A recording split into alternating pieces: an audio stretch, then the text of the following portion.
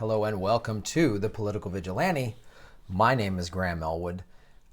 Thank you to all who have been supporting the show. The Patreon link is below, which is a great way to support the show. So all of you were just charged on June 1st.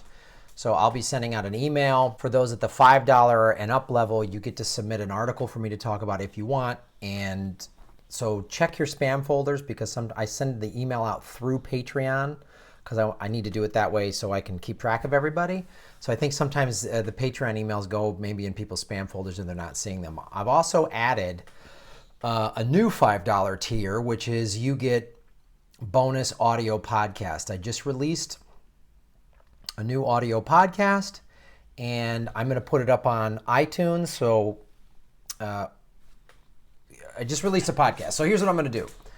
Since it's going to take a couple weeks to get into iTunes, they have to approve it and all this stuff. It might take a week or two. I'm going to release the first episode at the $5 and up level so you get early access to it. Once it's on iTunes and starts happening, then I'll release a audio podcast which will cover some different stuff on iTunes every week, and then I'll also at the $5 and up level of Patreon will drop an additional bonus audio podcast on Patreon that at the $5 level. The $10 level, you get bonus video, at least one bonus video a week. Sometimes I try to do more. So thank you guys who signed up for the Patreon. You're supporting the show. It's pretty awesome. We keep growing. And yeah, you're helping spread the word. And also other shows that you watch or listen to that you think I might be a good guest on, email them and say, hey, you should have Graham Elwood on your show. That's another cool way because then I can promote to those audiences and get more people to watch this. So there's an article that Li Fang wrote in the Intercept June 2nd, Shadowy Chinese Conglomerate Cultivated Ties to the Most Powerful U.S. Politicians. There's this Chinese billionaire, a gentleman by the name of Guo Wengui,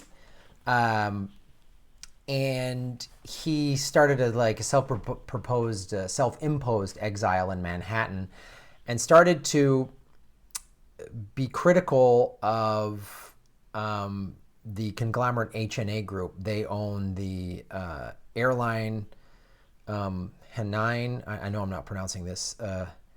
Hainan or Hainan Airlines. And they've gone out and bought up a bunch of stuff. They've been on a spending spree. And this article goes into how the HNA group was given $60 billion from Chinese state-owned banks.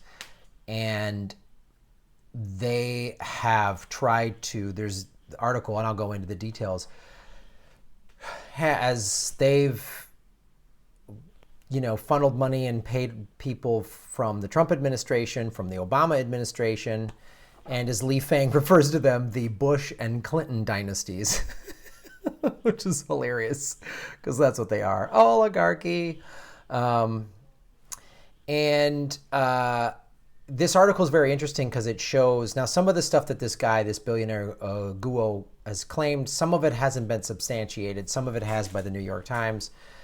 But a lot of the stuff that he's saying kind of makes sense when you see how much money and how many different companies this HNA group has bought up.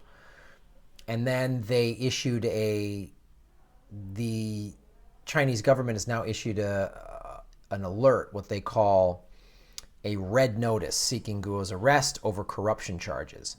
And he's been doing interviews and stuff like that have gone on YouTube and the internet. So if you've ever been to China, I've been to China a couple times. So they blocked access to like YouTube and Yahoo and stuff like that. But most people in China have VPNs, so they get around it. And they get on Facebook and stuff like that. So there's also WeChat, which is like a Facebook type social media thing for people in China. But if you're a Chinese citizen, you get easier access. I think it's state run. Anyway, the Chinese government does a pretty an okay job of blocking access to the news and the people, and it's all state-run media. Whereas here in America, with the corporations just buy everything up, and somehow we're better and more noble than the Chinese government. It's just different tactics. So if anything that this guy is saying is true, what it shows you is that anytime power is threatened, they then try to, oh, this guy's a criminal, we got to bring him in here. It's like what the United States government has tried to do to Julian Assange. As you know, they immediately, then he got accused of rape. And as I've said, if he's guilty of that, he needs to go to jail for a long time. That's a horrible crime. That's awful. But I find it curious or interesting that he said, I will gladly stand trial in Sweden, provided they promise me they will not extradite me to the United States. They would never make that promise, so he would never stand trial, and then they dropped the charges.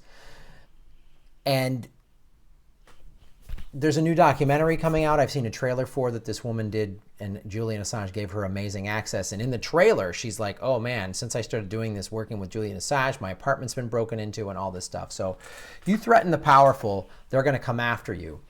And if you're a billionaire, I don't know what this guy's tactic, what his strategy is. I'm not saying he's some amazing whistleblower, this Chinese billionaire. It's just curious that he makes these claims, and then you just look at the public records of what this HNA group has done, and it gets a little suspicious. Here's some of the things they've done. Over the last few years, the firm has purchased major stakes in microchip manufacturer Ingram Micro, Brazilian airline Azul SA, aircraft leasing firm CIT Group, cargo handler Swissport, Virgin Australia, and Carlson Hotels, as well as making major investments in multinational firms Hilton Hotels and Deutsche Bank. Oh boy. Deutsche Bank's involved. They're the ones that own One West Bank. That, as I've talked about before, under the direction of Steve Mnuchin, bought up a lot of mortgages and did robo-signing and lied to people and forced them out. I was one of those people. So if HNA is investing in Deutsche Bank, that's suspicious. The expansion has made HNA Group, which began as a small regional airline company, into behemoth with a $145 billion portfolio. And they were given, as I said, the $60 billion by Chinese state-owned banks, which is usually a large amount of debt financing typically reserved for state-owned companies involving in advancing official government policy. So they're buying into all of these different companies any way that what the Chinese government has been doing is, so for any big Chinese corporation, the CEO of that company has like a phone that the Communist Party will call. Like, we'll just call him maybe once a month and kind of tell him, you need to kind of sort of do this and sort of do that, and send him in specific directions. And a couple of years ago, a bunch of Chinese-owned companies that are traded on the New York Stock Exchange, they just switched CEOs. The Chinese government just said, you're going to run that one, you're going to run that one. And that's illegal. That's an SEC violation. They didn't make any announcements or anything like that, and they just did that, and nobody called them on it. Because China owns a large portion of America's debt.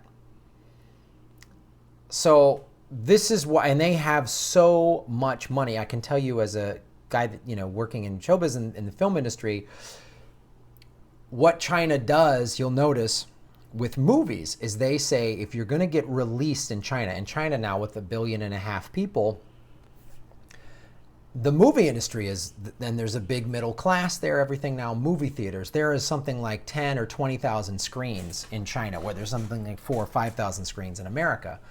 So if you want to get released in China, which is a big part of the global film market, you have to hire Chinese actors, you have to shoot in China, and you need approval by the Chinese Film Commission. So you notice when these movies like Avengers and stuff like that, there's always some Chinese actor, they shoot stuff in China, and there's never anything negative about the Chinese government in those movies.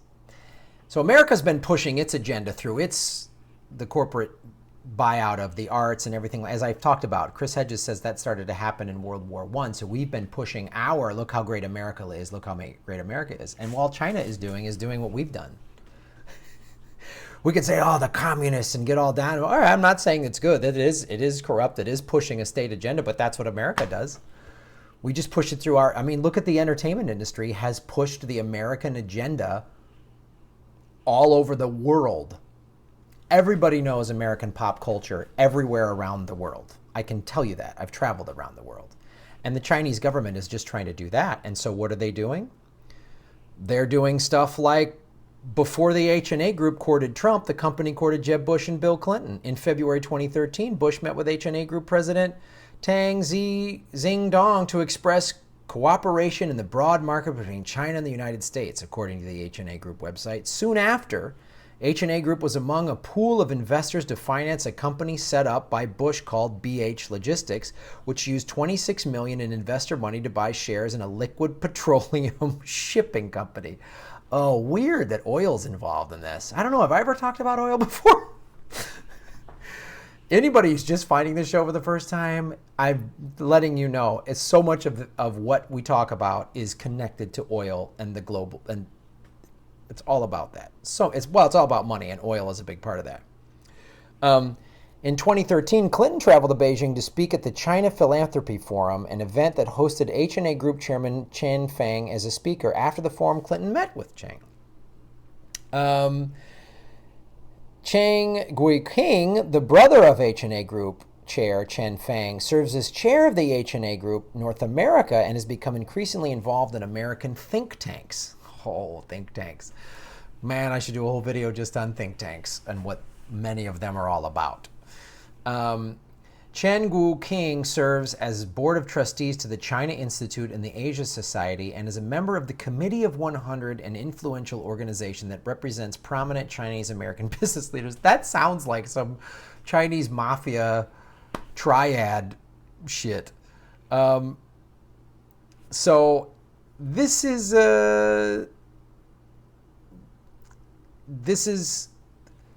interesting. It's something we should follow. And it also shows the Chinese and the Russians are just doing what American foreign policy has been doing for decades. Buying people, interfering in elections, overthrowing. That's what we've done. I mean, Hillary Clinton helped overthrow a democratically elected government in Honduras, I believe, because, we needed them for some strategic reason. If we've gone against democratically elected people to put in puppet dictators because the puppet dictator gives us more control to further American business and oil interests and all this shit. So Li Fang doing more good work at theintercept.com, guys. Like and subscribe. The more likes and subscribes we get, the better. I appreciate your comments. I try to go through and respond to as many of them as I can. Your comments below, and share these videos and help people wake up. We're going to keep following this story. My sense is there's going to be more of this coming out. And maybe that's what all the Russia is because everyone's like making backdoor deals with China. We don't want the media has been instructed to not cover that. Thanks for watching.